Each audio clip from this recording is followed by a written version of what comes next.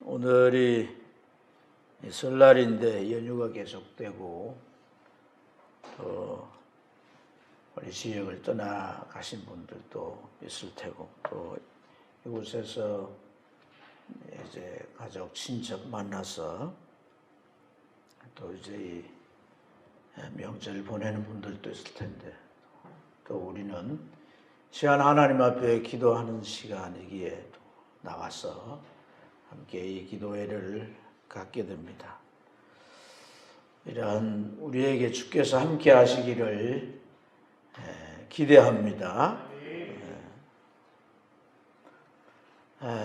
우리가 오늘 잠깐 나누고 이제 기도하게 되겠는데, 이 나눌 말씀은 우리 이사야서에 대한 이 말씀은 한 단어로 이제 함축하자면 소망에 대한 말씀입니다. 소망. 우리에게 희망을 주시는 말씀인데, 그러니까 사실 우리의 희망은 사람이나 환경이나 또 이제 우리가 갖춰가는 조건에 있지 않고 하나님에게 있음을 우리 믿습니다. 그래서 이 소망을 자기 백성들이 충분히 갖도록 하나님이 어떤 분이신가 하는 것을 하나님께서 이사야를 통해 증거하시고 그 하나님을 소망의 눈으로, 소망의 마음으로 바라보기에 하는 내용이에요. 사실 이제 이 구약 성경학자들은 오늘 이 40장 특히 이제 이 구절의 내용을 이 어두운 밤의 그 정막을 깨트리고 새 아침을 여는 그런 동력으로부터 환히 이제 떠오르는 그런 햇살 같은 이제 그런 장이다 이렇게 말합니다. 지금까지 이제 이 이사야서의 과정들이 사실 정막의 상황, 어둠의 상황이에요. 40장부터는 이제 동력이 뜨는 거죠. 아침 햇살이. 그래서 어둠이 서서히 물러가 버리고 맑은 희망찬 그런 이제 새로운 날이 이제 온다. 이런 의미로 이제 말씀들을 표현해야 됩니다.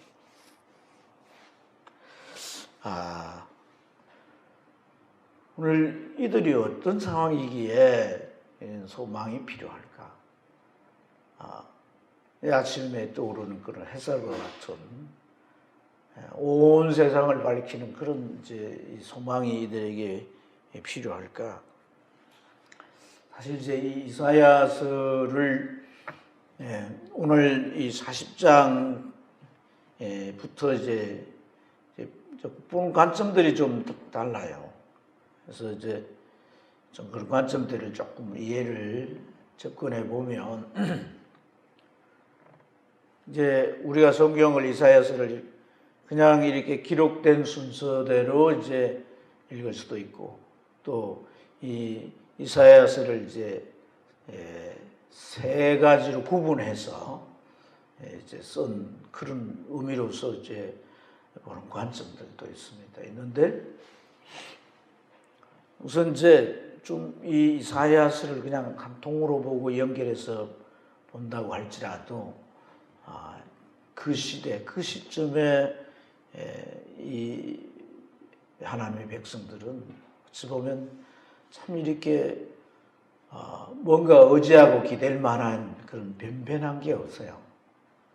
지금까지 남한국 유다 왕들은 대부분 그렇게 하나님 앞에 신앙으로도 또 이제 왕으로서의 어떤 통치 역량으로도 제대로 갖추어지지 못했어요. 그래서 늘 불안한 삶을 살아왔는데 오늘 이제 이 본문의 이제 내용이 이 히스기야 왕이 이제 지정하던 마지막 상황이거든요. 근데 그 히스기야의 아버지도 사실 어찌 보면 참 믿음이 없는 사람으로 성경 그렇게 묘사해주고 있지 않습니까? 그런데 이 히스기야가 나타나서 이제 그 사람이 처음에 보여진 그런 모습은 모든 백성들로 하여금 기대감을 가질 수 있었던 거죠. 그가 25세 왕이 되면서 종교 개혁을 이제 시작하지 않습니까? 그래서 아주 대대적인 종교 개혁이 일어났습니다. 성전에 보이는 이러한 시설에서 우상들을 제거하고 성전을 이제 새로 보수하고 이렇게 하는 일뿐 아니라 심지어 하나님 앞에 드리는 그런 제사의식이나 또 절기까지도 회복해서, 그래서 사실 솔로몬 이후에 유월절 절기가 지키지 않았지만은 이 히스기야 때 회복이 되어서 유월절 절기를 시작했던 거죠. 어쨌든 그런 신앙의 회복과 개혁을 이제 해가면서 그런 정치적으로도 백성들을 잘 살게 하기 위해서 이 속국에서 벗어날 수 있도록 애쓰는 그런 일들을 해왔고, 또 이제 산업이라든지 이런 것들을 일으켜서 국토를 개발하고 또 이제 수로 같은 것을 건설하고 이러면서 그가 이제 참 백성들의 눈에 비춰진 모습은 이 왕은 하나님이 함께 하시고 믿을 만한 왕이다 이렇게 봤어요. 그런데 한순간에 그의 믿음은 마치 바람에 대나무 흔들리듯이 흔들리고 마는 거죠. 아수르라고 하는 그러한 군대 앞에 그는 아주 굴복하고, 그래서 그들이 요구하는 전쟁 경비를 마련하기 위해서 성전에 있는 것마저도 다 가져가, 그것도 모자라서 성전 기둥에 입혀놓은 금도 긁어가지고 갖다가 바치는 이런 상황까지 이르게 되죠. 전쟁 중에 그는 또한 이 질병까지 얻게 됩니다. 피부병이지만은 그 피부병이 극한 스트레스를 받으면 면역성이 떨어져서 그 병으로 죽을 수도 있다고 현대의학은 그렇게 밝혀요. 이러한 상황까지 된 지경에 그가 벽을 향해서 하나님 앞에 기도하게 되죠. 하나님, 내가 지금 모습은 참 믿음 없는 모습이지만 과거에 내가 하나님 앞에 보였던 신실한 그때를 기억해 주시고 한 번 더 기회를 달라는 거죠. 하나님은 그 기도가 마치기도 전에, 자기 종이 자기 집에 돌아가기도 전에 그 선자를 통해서 이사야 선자에게 길거리에서 말씀하시고 돌아가서 그 병을 치유한다고 약속하시고 15년간 생명을 연장시켜 주시죠. 그런 하나님의 큰 은혜가 있었습니다. 그 은혜를 힘입고 그는 다시 그 죽을 병에서 일어났지만은 그가 그 이후로 참 이 믿음의 한 단계를 올라서서 참 오늘 말씀처럼 독수리가 날개를 치고 하늘에 올라가는 것처럼 그렇게 계속해서 향상하는 믿음이 되어야 되는데 그러지 못해요. 그가 이제 병이 나았다는 소식을 듣고 바벨론 사신단이 왔을 때 아다시피 하나님에 대한 간증을 쏙 빼고 무기고 가서 온갖 무기들을 자랑하고, 또 이제 보물 창고나 내탐고에 가서 그 나라가 가지고 있는 그런 가치 있는 것들을 다 보여주지 않습니까? 15년 연장된 그런 시기에 아들 므낫세가 태어났고 그가 나중에 왕위를 이어갔습니다. 근데 이 므낫세라고 하는 인물은 망난입니다. 망난이. 유다의 20여 명의 왕들 가운데 가장 우상 숭배를, 그래서 북왕국의 우상 숭배자 아합이라고, 남왕국의 대표자는 이 므낫세였던 거죠. 나중에 요시야 왕이 종교 개혁을 하고 새롭게 세워도 므낫세 때 하나님은 유다를 하나님께서 심판하시기로 작정하신 그 뜻을 하나님께서 바꾸시지 않습니다. 자, 이러한 상황 가운데서 백성들의 입장에서는 말이죠. 백성들의 입장에서는 참 어찌 보면 이 좀 기만 하고 좀 이 의지할 만한 든든한 버팀목이 없는 거예요. 왕이 나라를 다스려가는 그 왕도 그가 이제 온전히 세워지려면 하나님에 대한 전적인 믿음이 있어야 되는데 이스라엘의 3대 왕으로서 높이 평가되는 그 히스기야마저도 믿음의 이런 그 업다운이 아주 심각한 그의 마무리마저도 불안하기 짝이 없게 만드는 겁니다. 이러한 상황 속에서 정말 백성들은 앞날을 기대할 수가 없는 거예요. 희망을 걸 수가 없는 거예요. 오늘 이 40장부터 또 다르게 보는 관점은 이스라엘 백성들이 이제 바벨론에 의해서 침략을 당하고 살아남은 자들은 포로로 끌려가게 되는데 그러한 이 포로 생활을 하는 가운데 하나님께서 이 이스라엘 백성들을 위로하시며 이들에게 이제 다시 이들을 귀환하게 하셔서 예루살렘과 그 성읍과 성전을 다 재건하고 모든 것을 회복시킬 것에 대한 그런 이 위로의 소망의 메시지거든요. 근데 그 당시에 이스라엘 백성들은 그 바벨론에서 벌써 이제 수십 년 세월을 살아오면서 그들의 마음은 아무리 선지자들이 하나님이 이렇게 70년 되돌아가게 약속했다 그러고 또 우리는 귀한 조처될 것이다 라고 말하지만은 자기들이 접하고 피부 깊이 느끼는 그런 모든 상황은 결코 그 바벨론을 벗어날 수가 없고 다시 고국으로 되돌아간다는 것은 하나의 꿈일 뿐이지 결코 실현 가능한 현실이 아니었다는 거예요.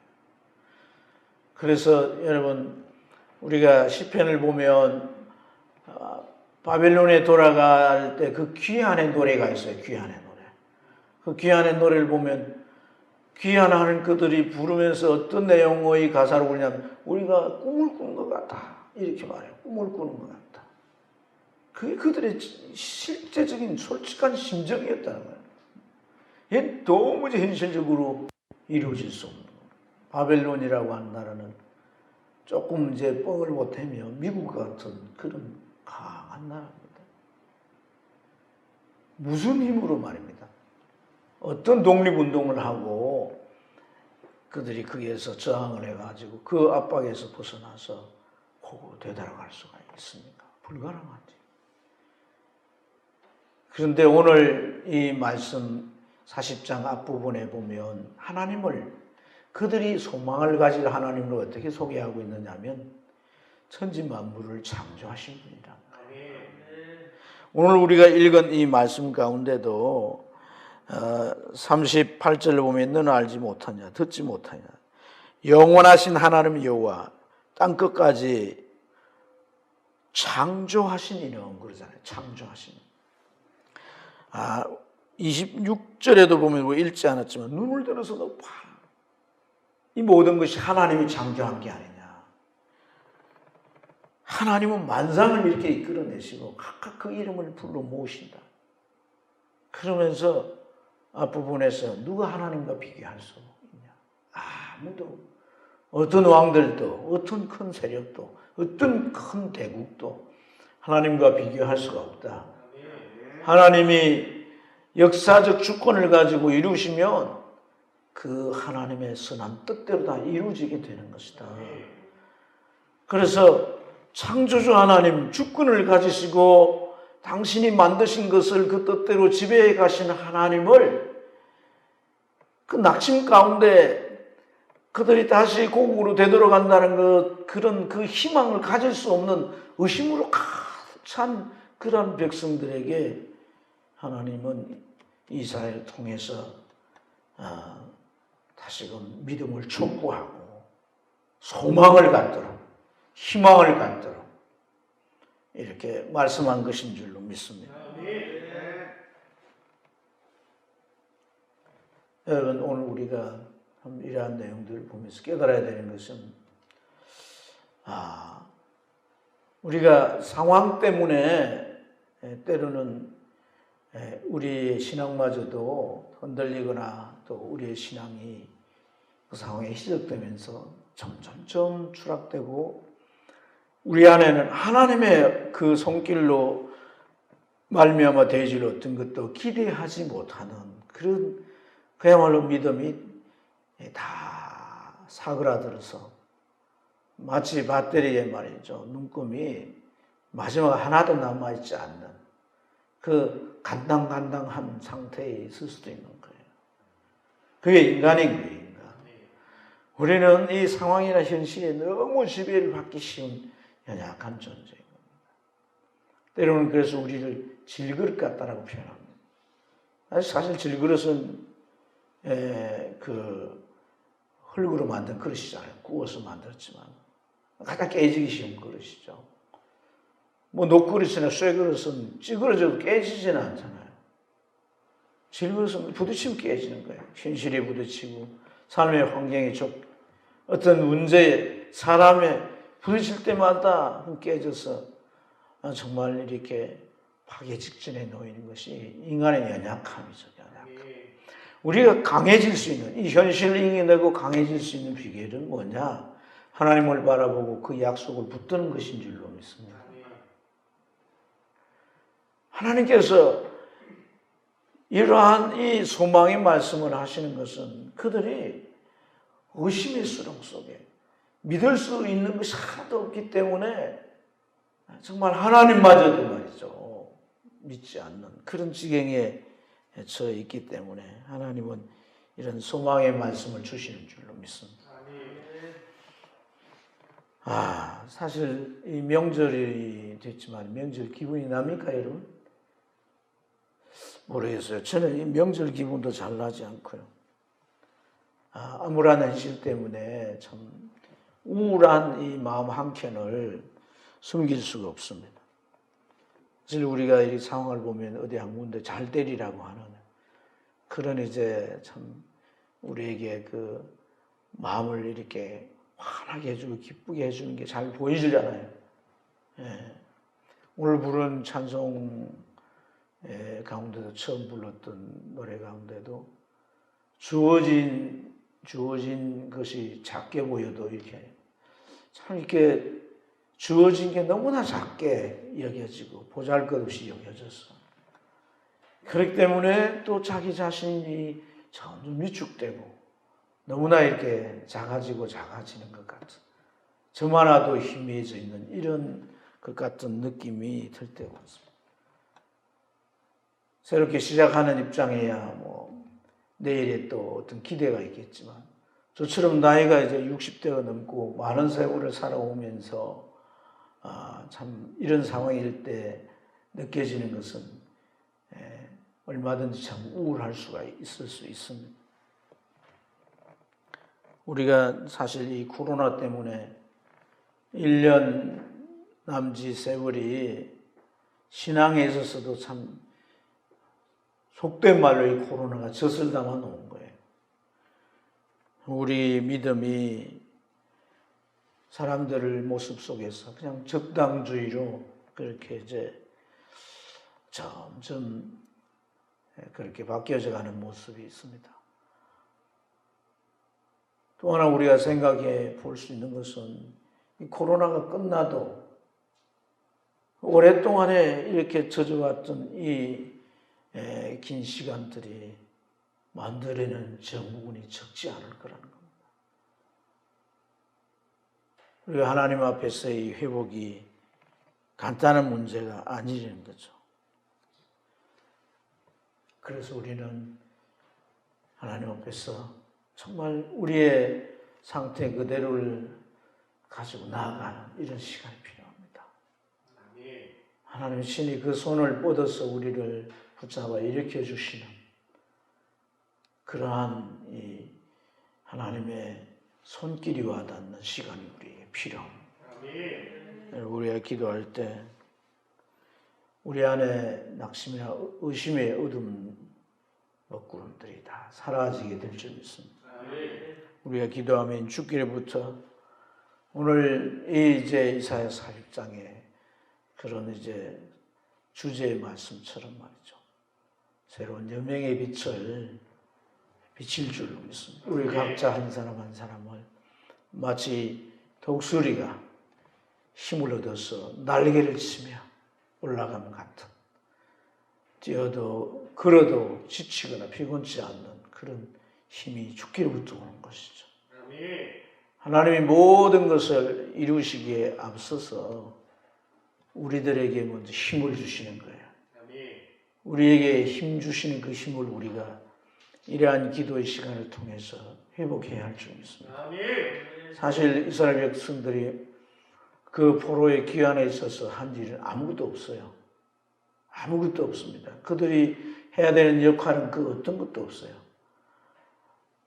페르시아가 쳐들어와서 결국 바벨론을 초토화시키는 거예요.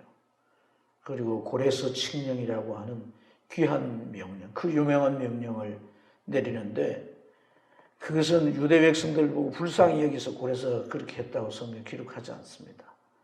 하나님께서 고레스를 감동하시며 하나님이 다 하시는 거예요. 하나님이 다 하시는 거예요. 감동하시며 그래서 칙령을 내리게 하시고 모든 자원을 대줍니다. 돌아갈 수 있도록.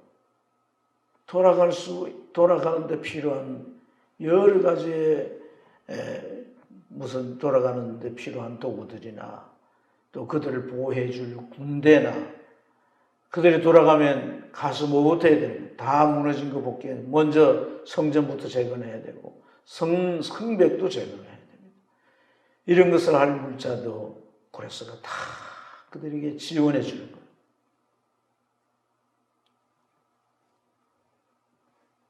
이것이 하나님의 일입니다. 그런데 중요한 것은 우리가 이 마음에 그 하나님을 우리가 믿어야 되는 것이고 그 하나님을 바라보고 우리가 그 하나님의 인도를 따라 순응해 가야 할 줄로 믿습니다.